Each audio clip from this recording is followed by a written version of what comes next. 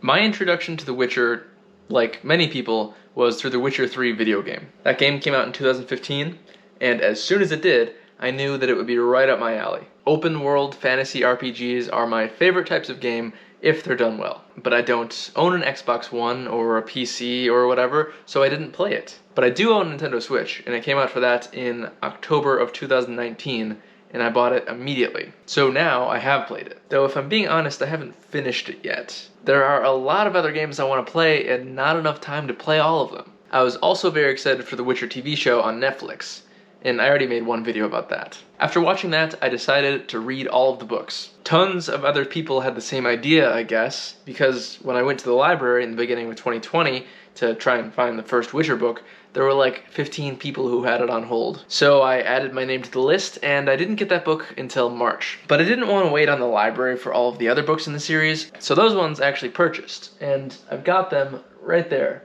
All of them except for the first one, because that was the library one. So in 2020, I read all of the Witcher books, and I'm really interested in writing and storytelling. And I was writing down a few notes about the Witcher series' writing style and the type of storytelling it was doing while I was reading those books, so I figured I would make a video about writing lessons from the Witcher books. Things aspiring authors might be able to make use of when starting up their own novels.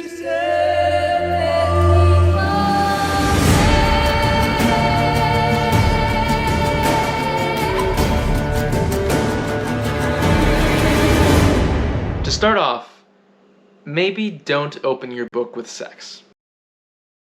There's a large amount of people who hate reading sex scenes, and it's not a great idea to potentially lose that audience on the first page. But if you get them to read like 50 pages first, then maybe they'll forgive the sex parts when they get to that if they've been liking what they were reading up to that point. Or maybe do start your book with sex, because that's exactly how The Last Wish starts, and the Witcher series is very successful.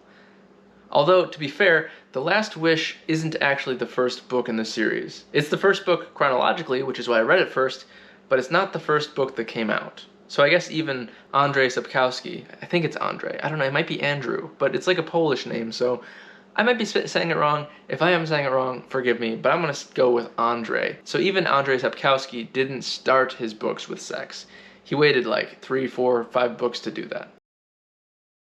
You can drop the word "and" a lot of the time. And you can also have fragmented sentence endings. Like, he hit the wall, fell. It's an encouraging reminder that you can completely ignore conventional writing rules if you want to. In fact, ignoring writing rules is a large part of becoming successful and developing your own unique style. If you follow the conventions of writing too closely, then what you've written can read like a high school essay. In just about all fields, to become a success, you have to first master the rules, and then completely ignore half of them. Also, chopping out unnecessary words from your sentences gives them more immediacy. It's a good way to keep the action going during an eventful sequence. This next one is a big one. You don't need to think of everything. Not everything needs to be written down and included in your story. And I mean this in a few ways. You can just leave out details and the reader can infer them, or the reader can just fill them in on their own, or with connecting two parts of a story together. It can be easy to get stuck in a story. You know where you want it to go, but how do you go about getting there? But you know what? Maybe don't even worry about it. Just skip directly to the thing that you want to get to. It might work. Maybe you'll read what you've written and realize that you didn't actually need to fuss about what the main character does between these two events. Just go from one event straight to the next. And if you really need to, you can always fill in the gaps later. Or, like I said, you can just let the audience do that. You can just let the audience imagine what happened from one scene to another without actually writing it down. This is something Andrzej Sapkowski does a lot of the time. Unlike J.R.R. Tolkien, or Tolkien, however you want to say his name, he doesn't usually waste any words on uneventful travel sequences, geography, or filler. When you're at a point where you feel like you're just writing filler, or like you feel like there should be some filler, something to connect the events together, don't. Just end it there and start a new chapter from further ahead in the story. It honestly doesn't matter at all, usually, what your protagonist eats for breakfast, or what the road looked like from here to there. If your character isn't engaging in any action important to the plot on the road, Just skip the road entirely. And you definitely don't need to include more than one sentence about it. And don't get me wrong, it can be good to set up a scene, but you don't really need to describe an area that your character is only passing through, an area that the action isn't actually taking place in. That's not to say that you should never include geography or atmosphere into your story. You should just keep in mind the fact that it's often unnecessary. This is something the Witcher series does that could go either way. You may want to do it or you may want to avoid it depending on your purpose and how well you can pull it off. Reusing words. Usually it's descriptor words. A certain adjective, maybe. I'll give you an example.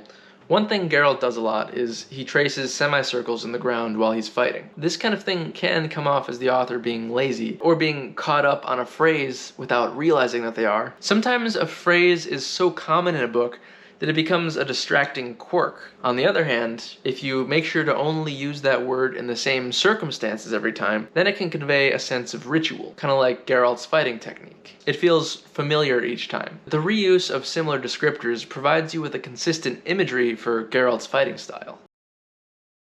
Only include so many made-up words per page. If you throw a bunch of words that you invented at the reader, they'll probably get overwhelmed and annoyed and not really know what you're talking about. I had this issue when I read Dune. Ease the reader into it. Use a made-up word, provide some context so they can learn what it means, use it a few more times so they can get familiarized with it, and after that period of acclimation, then maybe you can treat it as a regular word. Just don't do this with too many words at once. Spread them out.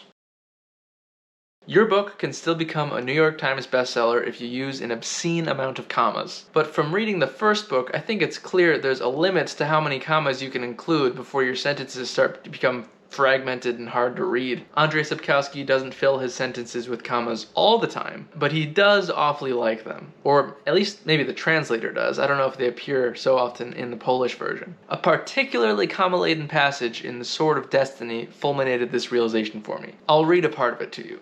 Geralt, bogged down in the refuse, slashed again, backhanded, the blade repulsively crunching and grating on the bared teeth.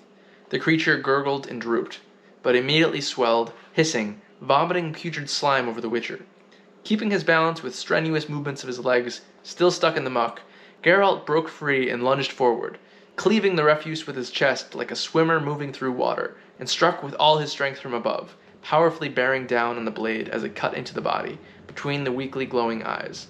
The monster groaned, flapped around, unfolding onto the pile of muck like a punctured bladder, emitting palpable, warm gusts of stench. That's 4 sentences and 17 commas. Just gonna put that back up there. Combat scenes aren't interesting. They're the least engaging parts of the books, and I find that this is true of really most books. The only thing less engaging is when books put way too many words into environmental descriptions, which the Witcher series doesn't do. It might seem strange though. When there's a sword fight going on, it's fast-paced, tense, dangerous. You would expect those moments to be interesting, but most authors fail at making fight scenes compelling. For me, in the Witcher series, and in all books really, I find dialogue to be the most enjoyable part. So what's a writer to do then? If your book would naturally involve fight scenes, like a fantasy adventure novel would, you can't really just leave them out, as presumably action sequences are also important plot moments, like when characters die. So maybe I would suggest making your combat sequences short and sweet, or you could mix dialogue in with it to break it up a little bit. Many fantasy novels use this technique. Open a chapter by jumping ahead in time, just for a sentence or a paragraph or two, and then resume from where you left the previous chapter off and work your way back up to that moment that you were just at, going forward in the timeline until you reach and surpass the moment that you started that chapter off with. J.R.R. Martin does this quite frequently, especially in the later books, and Andrzej Sapkowski does it occasionally. I would recommend doing it sometimes, but doing it sparingly. Use it too many times and your format becomes predictable and repetitive. But the benefit of doing this is that it escapes straightforward linearity just enough. It piques interest in the chapter when it opens with your character in some unexpected situation, and it can help you as a writer. You know what the midpoint of the chapter should be, so it motivates you to write toward it and not spend too many words on the way there. Don't make your chapters really fucking long. But if you do, it's fine. Your book can still be a New York Times bestseller. Andrzej Sapkowski has really long chapters. There are books of his that are 400 pages long, and have 7 chapters. As a reader, this is kind of annoying. Chapters are a good place to take a break. With long chapters, you rarely feel like now is a good time to stop reading. What Sapkowski does like to do, though, is fill his chapters up with little section breaks. Sometimes very frequently, like multiple section breaks a page frequently. However, these don't really make good replacements for chapters because they're so frequent. It's not so much a new part of the story as it is a very brief break from one character's perspective to another. But there is a benefit to using section breaks. You can skip around to different timelines and different characters as much as you want to in a chapter. You don't even need a transition sentence. Just section break, and the audience will catch on. You do not need both compelling characters and a compelling plot. It's best to have both of these things, sure, but really you only need one or the other. And in my opinion, the better one to have is compelling characters. Because if you have interesting characters and you know them well, then you can write your characters into any situation and it'll be interesting. But an interesting plot isn't self-sustaining like this. You have to actively think of new plot developments each step of the way, because characters don't necessarily have to change, but a plot does. A plot is literally just change. Something new happens. A character is a personality. It can remain constant, so in a way it can require less continuous effort on the writer's part. In a few of the Witcher books, the plot just ends before any kind of resolution happens. Or the plot is seemingly random. But I still enjoy reading those books, even though they have those kind of weird problems, because I like Geralt as a character. But the thing I just mentioned about having your books end before any plot resolution happens, I would not recommend ending your books like that.